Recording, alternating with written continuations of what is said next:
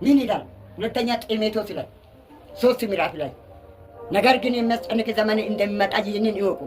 ሰዎች የራሳቸው የሚወዱ ይሆናሉ፣ ገንዘብም የሚወዱ ይሆናሉ፣ ልጆች ለወላጆቻቸው የማይታዘዙ ይሆናሉ፣ እርቅን የማይፈልጉ ከዳተኞች ይሆናሉ፣ ከእግዚአብሔር ይልቅ የዓለምን ተድላ የሚመርጡ ይሆናሉ።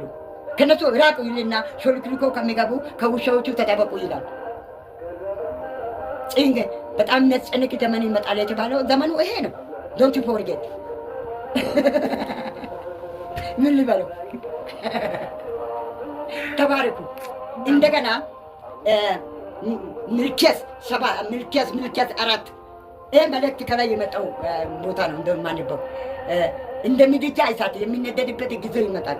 ኃጢአትና ትዕቢትን የሚሰራ ሁሉ ጫፉና ቅርንጫፉ ሳይቀር ይቃጠላል። 1 ቁጥር ላይ 4 ምዕራፍ 1 ቁጥር ላይ እንደ ምድጃ እሳት የሚነደድበት ጊዜ ይመጣል።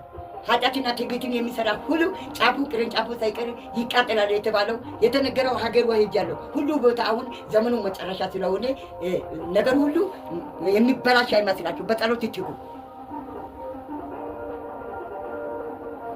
የሚጸልይ ነው እንደው የጸሎት ሰው አርገኝ አልጋሻ በፊት እምባዬ እንዲታበስ ስትመጣ በክብር የጸሎት ሰው አርገኝ አልጋሻ በፊት እምባችን እንዲታበስ ስትመጣ